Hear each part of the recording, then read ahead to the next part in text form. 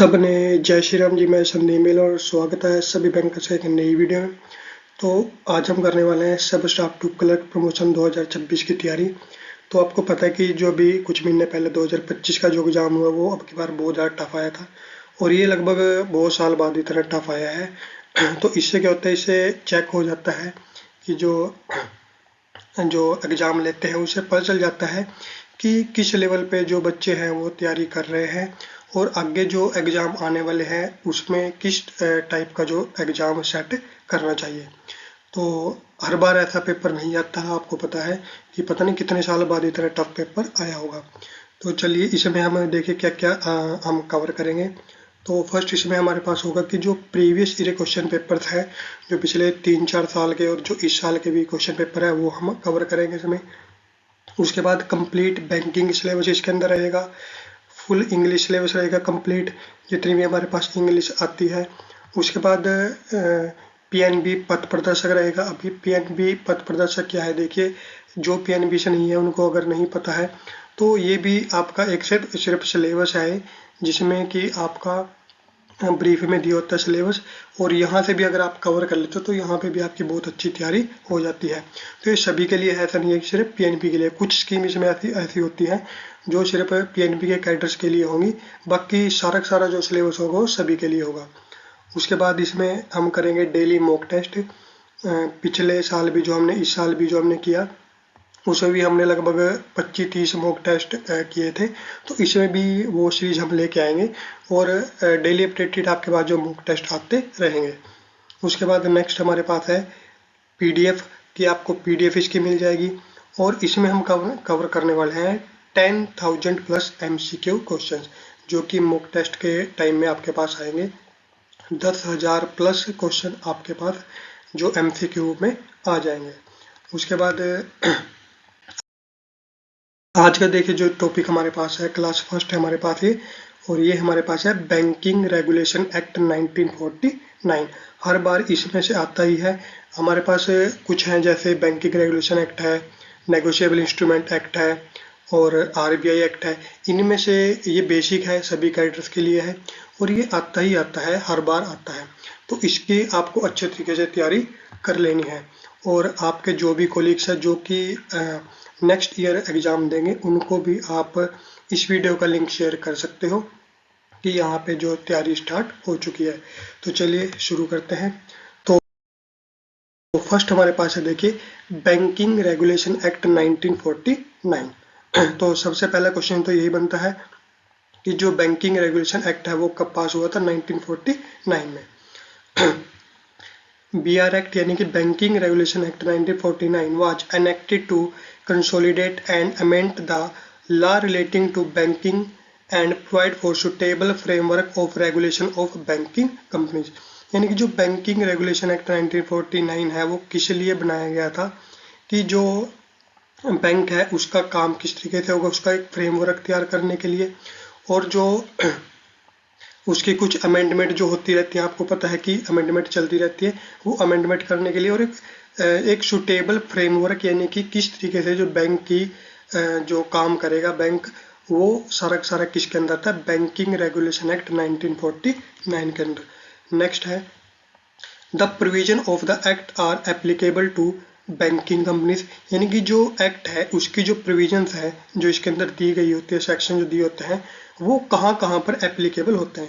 तो फर्स्ट होता है बैंकिंग कंपनीज में, उसके बाद in addition to other laws which are applicable to such companies, और उन कंपनीज पे भी ये लागू होते हैं जो कि इससे रिलेटेड ही काम करते हैं, बैंक से रिलेटेड काम करती है, unless otherwise specially provided in the act. उसके बाद नेक्स्ट है thus companies act 1956 is applicable except where special provision are made in banking regulation act, यानी कि जो बैंकिंग जो कंपनी एक्ट होता है 1956 वो भी यहाँ पे एप्लीकेबल होता है अगर एक्सेप्शन नहीं दी गई है बैंकिंग रेगुलेशन एक्ट के अंदर। उसके बाद नेक्स्ट है बैंकिंग रेगुलेशन एक्ट 1949 में ये कुछ हमारे पास कि हम किस चीज़ के अंदर इसके अंदर डील करेंगे। तो फर्स्ट हमारे पास in short the BR act deals with, किसके साथ डील करता है, regulating business of banking company, सबसे बड़ा जो इसका काम है वो क्या है कि जो बैंकिंग कंपनीज है उसके बिजनेस को रेगुलेट करना, यानी कि जो बिजनेस है वो लॉ के हिसाब से कैसे चले तो उसको जो ये रेगुलेट करता है, उसको चलाता है। सेकंड है control over the management of banking companies, यानी कि जो बैंकिंग कंपनीज हैं उनके ऊपर कंट्रोल होगा पूरा मैनेजमेंट का, उसको मैनेज करेंगे, ठीक है। तो वो सारा सारा किसके अंदर अंदर आता है, बैंकिंग रेगुलेशन एक्ट 1949। उसके बाद नेक्स्ट इसमें आता है suspension and winding up of banking companies, यानी कि सस्पेंशन का क्या मतलब है कि अगर कोई बैंक है या कोई बैंकिंग कंपनी है जो कि कोई फ्रॉड कर देती है या वो जो काम है वो लॉ के हिसाब से, रूल के हिसाब से नहीं करती, तो उसको सस्पेंड किया जा सकता है, उसका सस्पेंशन किया जा सकता है, या फिर winding up of banking company, या फिर उसको जो पूरा कंप्लीटली क्लोज भी, बंद भी उसको कर सकता है। तो ये सारे काम किसमें होते हैं, बैंकिंग रेगुलेशन एक्ट के अंडर। उसके बाद नेक्स्ट है penalties for violation of provisions of act, यानी कि पेनल्टी लगाना। ये आपने अभी कुछ दिन पहले भी आया था कि 2 बैंक्स के ऊपर जो पेनल्टी से लगाई गई थी, जिसमें शायद पीएनबी भी था। तो उसमें क्या था कि जो प्रोविजन दिया मान लो एक्ट के अंदर कि उस तरीके से वो काम नहीं चल रहा था, तो जो रूल्स फॉलो नहीं किए जा रहे थे, तो उसके कारण उन पे पेनल्टीज लगाई गई थी। तो ये जो पेनल्टीज है ये भी कहाँ पर प्रोवाइड की गई है, बैंकिंग रेगुलेशन एक्ट 1949 में। नेक्स्ट है the act came into effect from, अब आपको पता है कि जो एक्ट है वो आया कब था, 1949 में, ठीक है। और कब आए थे, एग्जैक्ट डेट क्या है इसकी, 16/3/1949, 16/3/1949। उसके बाद नेक्स्ट है earlier the name was banking companies act, इससे पहले इसका नाम क्या था, बैंकिंग कंपनीज एक्ट। नेक्स्ट है नेम चेंज, नेम चेंज कब हुआ, 1/3/1966 को, यानी कि जो 1949 है उस वक्त कौन सा एक्ट आया था, बैंकिंग कंपनीज एक्ट। नाम चेंज कब हुआ था, 1/3/1966 को इसका नाम चेंज हुआ था। उसके बाद नेक्स्ट है was made applicable to Jammu and Kashmir in 1956, और 1956 में इसको जम्मू एंड कश्मीर में जो लागू कर दिया गया था। अब आपको पता है कि जम्मू और कश्मीर का हम शुरू से पढ़ते आ रहे हैं कि वहाँ पे कोई रूल एप्लीकेबल होता है या नहीं होता है, लेकिन जब से वहाँ से जो आर्टिकल 370 वहाँ से हटा है, तो उसके बाद ये जो प्रोविजन है कि जम्मू कश्मीर में वो अप्लाई होगा या नहीं होगा, वो सारे खत्म हो चुके हैं। तो अब आपको आगे चीज ध्यान रखने की जरूरत नहीं पड़ती। नेक्स्ट है the act extends to whole of India, यानी कि जो एक्ट है वो सारे के सारे इंडिया में लागू किया गया है। नेक्स्ट हमारे पास है इंपॉर्टेंट सेक्शन, इसके हम पढ़ेंगे इंपॉर्टेंट सेक्शन हमारे पास कौन कौन से होते हैं। तो फर्स्ट हमारे पास सेक्शन है section 5 of A, approved securities. Approved securities में देखिए क्या होगा, securities in which a trustee may invest money under section 20 of Indian trust act 1882। जो इंडियन ट्रस्ट एक्ट है और कब लागू होता है, 1882 में। तो उसके अंदर जो क्या बोला गया कि सिक्योरिटीज इन विच ट्रस्टी, यानी कि ऐसी सिक्योरिटी जिसके अंदर की ट्रस्टी मनी इन्वेस्ट कर सकता है, और कौन से सेक्शन में दिया गया है, section 20 of Indian trust act 1882। उसके बाद section 5B banking, section 5B में क्या बताया गया बैंकिंग के बारे में, यानी कि मींस, यानी कि जो बैंक है और उसका जो काम है बैंकिंग, उसका मतलब क्या है, उस वर्ड का मतलब क्या है वो यहाँ पे डिफाइन किया गया है। तो यहाँ पे देखिए क्या बोला गया है, means accepting money from the public for the purpose of lending and investment, यानी कि मनी को पब्लिक से लेना है, एक्सेप्ट करना है, from the public for the purpose of, किस पर्पज के लिए, लैंडिंग के लिए, यानी कि उसको वापस मान लो पब्लिक को देने के लिए लोन के रूप में, या एंड इन्वेस्टमेंट, यानी कि बैंक उसको इन्वेस्ट कर सकता है, और रीपेबल ऑन डिमांड, यानी कि मनी लिया तो जरूरी नहीं है कि उसको लैंड करेंगे, इन्वेस्टमेंट करेंगे, उसको रीपेबल ऑन डिमांड भी होगा। वो मान लो किसी ने अपना फिक्स्ड डिपॉजिट में पैसे डलवाया है या किसी ने सेविंग अकाउंट में पैसा डाला है, तो वो ऑन डिमांड उसको वापस मिल जाए, तो वो सारा किसके अंदर आता है, बैंकिंग के अंदर आता है, यानी कि वो क्या होगा, रीपेबल ऑन डिमांड। और otherwise and withdrawable by cheque draft order और अदरवाइज, यानी कि या तो रीपेएबल ऑन डिमांड होगा या फिर जो वो मिल सकता है विड्रॉएबल बाय चेक, यानी कि चेक से निकाल सकते हैं उसको, या फिर ड्राफ्ट ऑर्डर से उसको निकाल सकते हैं। तो ये सारी की सारी किसके अंदर आता है? सेक्शन 5B के अंदर।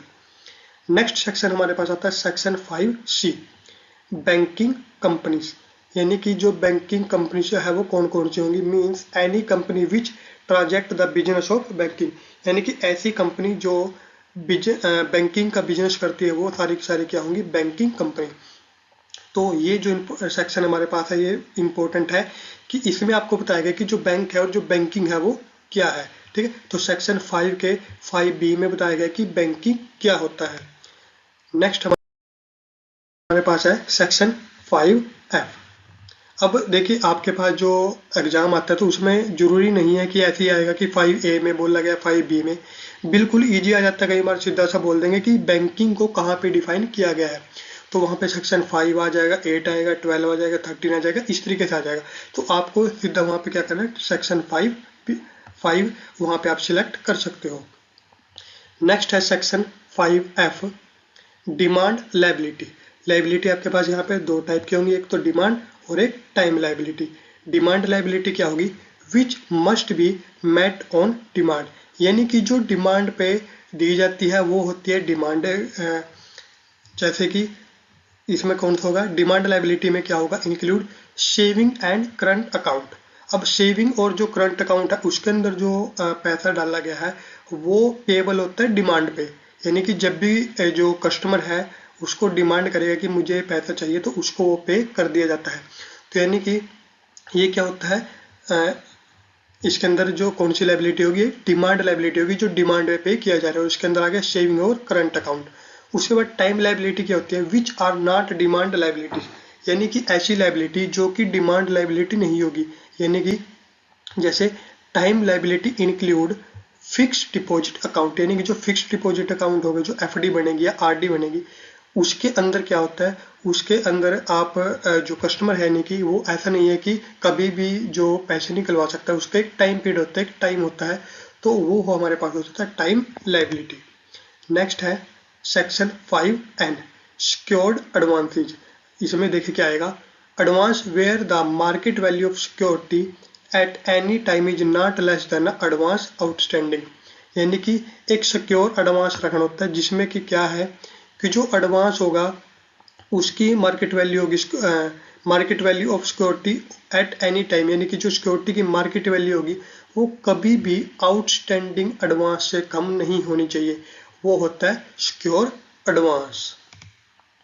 नेक्स्ट हमारे पास है section 6(1), forms of business in which banking companies में एंगेज, यानी कि ऐसी बिजनेस जिसके अंदर की बैंकिंग कंपनीज एंगेज हो सकती है, यानी कि वो काम वो कर सकते हैं। तो ऐसे कौन कौन से हैं? देखिए ऐसे कौन कौन से बिजनेस हैं? बोरोविंग, रेजिंग, यानी कि बोरो करना या रेज करना, और taking up of money, the lending और एडवांसिंग ऑफ मनी, यानी कि मनी लैंड करना, एडवांस करना देना, dealing in bills of exchange, हुंडीज, promissory notes, coupons, drafts, bill of lading, railway receipt, warrants, debenture, certificate, scripts etcetera. तो ये हमारे पास होते हैं फॉर्म्स जो कि जो बैंकिंग कंपनीज है वो ये सब कर सकती हैं। तो ये यहाँ पे डिफाइन किया गया सेक्शन 6.1 के अंदर कि जो बैंकिंग कंपनीज है वो कौन कौन से जो बिजनेस अपने कर सकते हैं, इससे अलग कोई भी बिजनेस नहीं कर सकते। और ये जो जैसे बिल ऑफ एक्सचेंज है, प्रोमिजरी नोट्स हैं, तो ये भी हम जो नेगोशिएबल इंस्ट्रूमेंट हमारे पास आएगा वहाँ पे हम ये कंप्लीटली पढ़ेंगे। उसके बाद नेक्स्ट है सेक्शन 6.2, रिस्ट्रिक्शन ऑन बिजनेस। अब 6.1 में बताया गया कि कौन कौन से बिजनेस कर सकते हैं, और 6.2 में क्या बोला गया कि कौन कौन से बिजनेस नहीं कर सकते। तो banking companies can not do such business other than those in sub section 6.1, यानी कि जो 6.1 के अंदर नहीं दिए गए हैं वो बिजनेस नहीं कर सकते। जो 6.1 सेक्शन के अंदर दिए गए सिर्फ वही बिजनेस बैंकिंग कंपनीज कर सकती हैं। जो यहाँ पर नहीं दिए गए वो बिजनेस बैंकिंग कंपनीज नहीं कर सकती। नेक्स्ट है सेक्शन 7। देखिए क्या है, banking company must use the word bank, banking, banker और बैंकिंग कंपनी। यानी कि जो बैंकिंग कंपनीज हैं, बैंक से रिलेटेड जो कंपनीज हैं बैंकिंग कंपनीज, उनको अपने साथ अपने नाम के साथ क्या वर्ड यूज करना पड़ेगा, बैंक या फिर बैंकिंग, बैंकर या फिर बैंकिंग कंपनी। ये वर्ड यूज करना मैंडेटरी है, इसके बिना बैंकिंग कंपनी जो ओपन नहीं की जा सकती। नेक्स्ट है no company other than a banking company can use the word bank, banker, banking as part of their name. और अब ये तो हमने पता चल गया कि जो bank, banking, banking company, bank, ये सिर्फ बैंकिंग कंपनी ही यूज कर सकती है वर्ड, और इससे अलग जो कोई भी कंपनी है वो कोई भी कंपनी ये वर्ड्स यूज नहीं कर सकते। उसके बाद नेक्स्ट है इसमें subsidiaries of banks and association of banks in certain cases are exempted from this restriction। और कुछ एसोसिएशन ऑफ बैंक्स हैं या सबसिडायरीज हैं जो कि इसमें इस एग्जेम्प्टेड किए गए इस रिस्ट्रिक्शन से, यानी कि वो इसको यूज कर सकते हैं।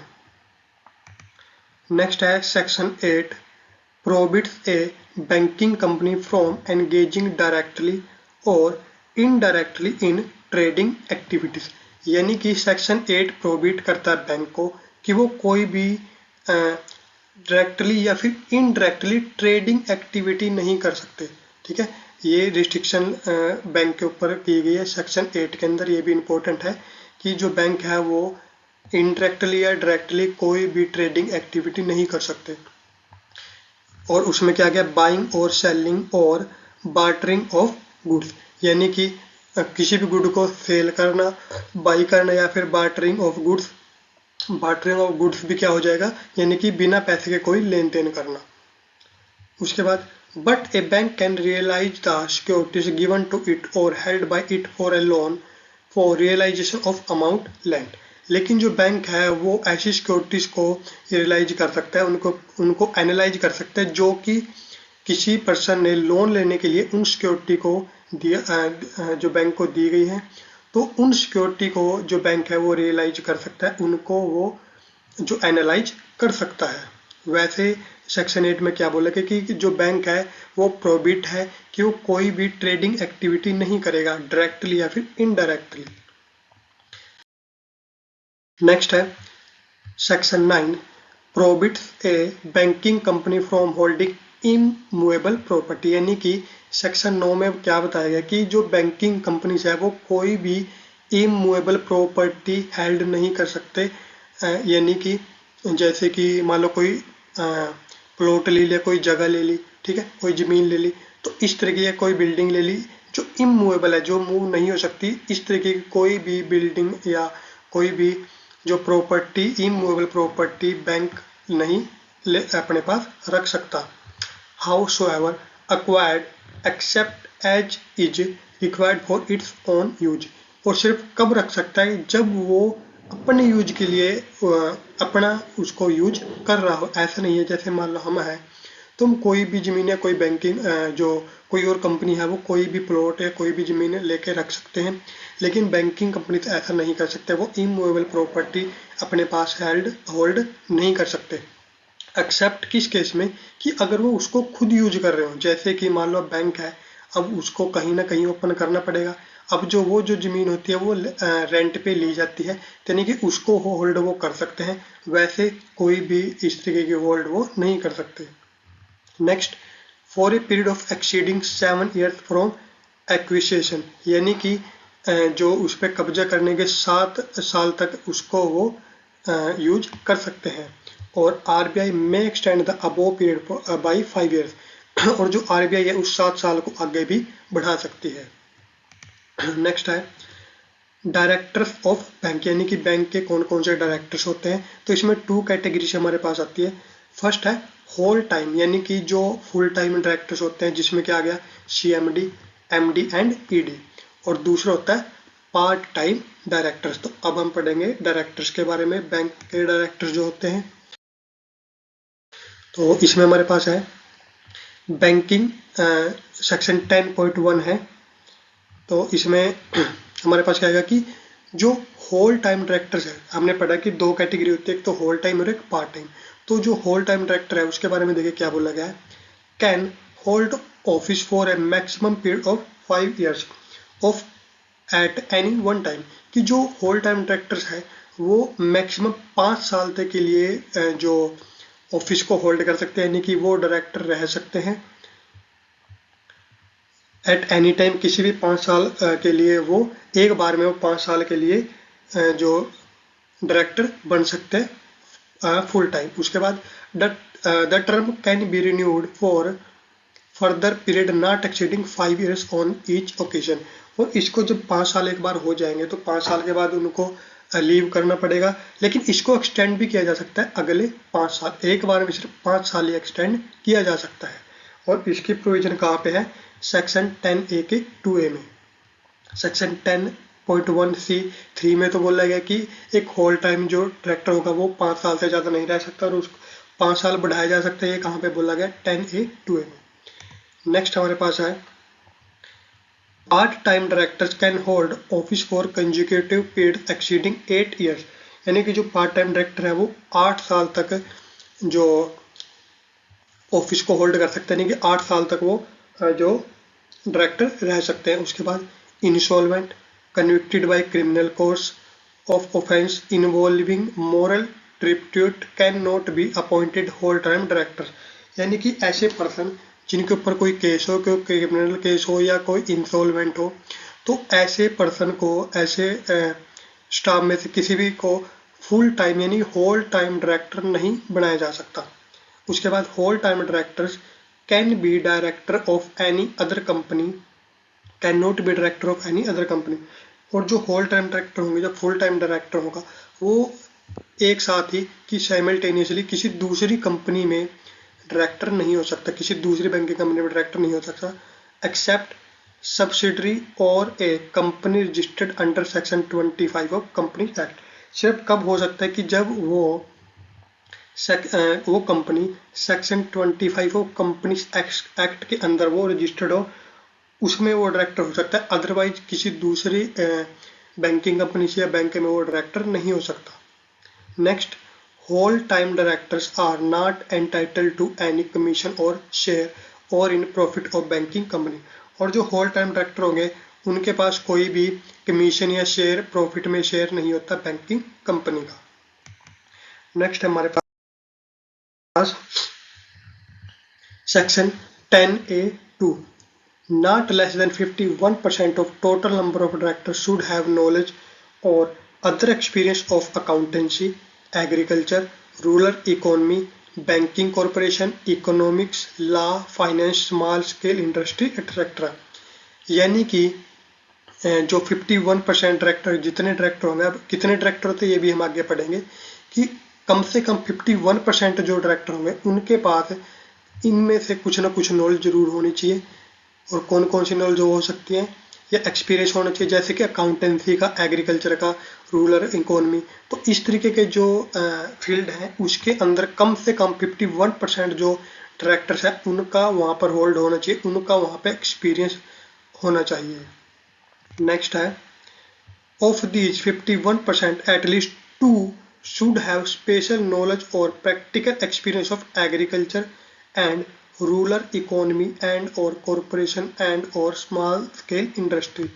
और इनमें से जो 51% जो हमने डायरेक्टर बताए उनमें से भी कम से कम 2 जो डायरेक्टर होंगे उनके पास स्पेशल नॉलेज होनी चाहिए, प्रैक्टिकल नॉलेज होनी चाहिए, प्रैक्टिकल एक्सपीरियंस होना चाहिए। किस चीज़ का, एग्रीकल्चर का, रूरल इकोनॉमी या फिर किसी स्मॉल स्केल इंडस्ट्री का। यानी कि जो डायरेक्टर्स हैं, ऐसा नहीं है कि आप ऐसे ही आगे बढ़ते रहोगे, आप डायरेक्टर बन जाओगे। डायरेक्टर बनने के लिए बहुत सारी एलिजिबिलिटी चाहिए होती है और साथ में जो प्रैक्टिकल नॉलेज भी चाहिए होती है, क्योंकि इतने बड़े बैंक को, इतनी ज़्यादा ब्रांचेस को संभालने के लिए, ठीक है, आप ऐसे ही नहीं वहाँ पर पहुँच सकते। आपको उसकी नॉलेज भी होनी चाहिए और आपके पास वो एलिजिबिलिटी होनी चाहिए और वो एक्सपीरियंस होना चाहिए। नेक्स्ट है हमारे पास management of bank vests in board of directors board to be constituted as per section 10 of banking regulation act. Next हमारे पास आता है one of the directors has to be appointed as chairman of the board. और जितने director होंगे उनमें से एक डायरेक्टर को चूज किया जाता है, अपॉइंटमेंट उसको अपॉइंट किया जाता है chairman of the board, board का चेयरमैन उसको अपॉइंट किया जाता है। If he is whole time director, और अगर वो डायरेक्टर, यानी कि दो टाइप के डायरेक्टर थे, पार्ट टाइम और होल टाइम, और अगर वो होल टाइम डायरेक्टर है, he is interested with the management of the bank, तो उसके जो बैंक की मैनेजमेंट भी उसको सौंप सकते हैं। नेक्स्ट है management of the bank is interested with MD, और जो बैंक की मैनेजमेंट है वो किसको दी जाती है, एमडी को। If the chairman is a part time director, अगर चेयरमैन जो पार्ट टाइम डायरेक्टर, अगर होल टाइम डायरेक्टर है फिर तो बैंक की मैनेजमेंट किसको दे दी जाएगी, उस चेयरमैन को दे दी जाएगी। लेकिन अगर वो चेयरमैन जो है, वो डायरेक्टर जो है वो पार्ट टाइम डायरेक्टर हो, तो वो किसको दी जाएगी, एमडी को। उसके बाद RBI may require a banking company to elect or appoint any other person as whole-time chairman or MD if in its opinion he is not fit and proper to hold office। और जो RBI है वो किसी banking company को elect करने के लिए appoint कर सकती है, कि किसी दूसरे पर्सन को अपॉइंट कर सकती है, होल टाइम डायरेक्टर या फिर एमडी, अगर वो उनकी ओपिनियन में वो फिट नहीं है ऑफिस के लिए, ऑफिस होल्ड करने के लिए फिट नहीं है, तो बैंकिंग कंपनी को इलेक्ट करके वो किसी दूसरे पर्सन को भी अपॉइंट कर सकती है, कौन, RBI. Next is if the banking company fails to compile with 2 month RBI may remove और अपॉइंट ए सुटेबल पर्सन। और अगर जो बैंकिंग कंपनी जो अपॉइंट की गई थी, आरबीआई ने अपॉइंट की थी कि वो किसी दूसरे पर्सन को अपॉइंट करे, तो अगर वो 2 महीने तक उसको अपॉइंट नहीं कर सकते तो आरबीआई जो उसको रिमूव कर सकती है और एक सुटेबल पर्सन को, अपने बेस पे एक सुटेबल पर्सन को अपॉइंट कर सकते हैं। नेक्स्ट बैंकिंग रेगुलेशन एक्ट में नेक्स्ट सेक्शन हमारे पास है सेक्शन 11। सेक्शन 11 में देखिए क्या है, minimum paid up capital and reserve. तो देखिए इसमें क्या क्या होगा हमारे पास, जो bank incorporated in India having place of business in more than 1 state, उसके लिए कितनी होती है, 5 लाख की। जो बैंक है इंडिया के अंदर है और उनका बिजनेस भी कहाँ पर है, इंडिया के अंदर है या फिर एक स्टेट से ज़्यादा है, तो उनका कितना है, 5 लाख। और जो मुंबई में और कोलकाता में या फिर दोनों में, उनका कितना होता है मिनिमम पेड अप कैपिटल और रिजर्व, 10 लाख। उसके बाद बैंक इनकॉर्पोरेटेड आउटसाइड इंडिया की, जो बैंक है जो आउटसाइड इंडिया है, इंडिया से बाहर है, उनका क्या होगा हमारे पास, देखिए if it has no place of business in Mumbai और कोलकाता, और अगर उनका जो बिजनेस है मुंबई या कोलकाता में नहीं है तो 15 लाख, और अगर उनका बिजनेस मुंबई और कोलकाता के अंदर भी है या दोनों में है तो कितना होगा, 20 लाख, जो क्या होगा, minimum paid up capital reserve. इस वीडियो में इतना ही, और जितने भी आपके कोलीग्स हैं जो कि नेक्स्ट ईयर जो एग्ज़ाम देने वाले हैं उनके पास भी ये वीडियो शेयर कर दीजिए। कि तैयारी लगभग 4th ईयर हमारे पास है और बिल्कुल फ्री में हमने 3 साल बिल्कुल फ्री में हमने पढ़ाया, 2 साल। पिछले बार भी एक मामूली सा जो अमाउंट पे करके आप मॉक टेस्ट वहाँ पे अटैम्प्ट कर सकते थे, और अब की बार ये मॉक टेस्ट लेके आएंगे। बाकी सारा जो सिलेबस है आपके पास बिल्कुल फ्री में कराया जा रहा है। तो इस वीडियो में इतने ही, मिलेंगे नेक्स्ट वीडियो में, तब तक के लिए सबको जय श्री राम।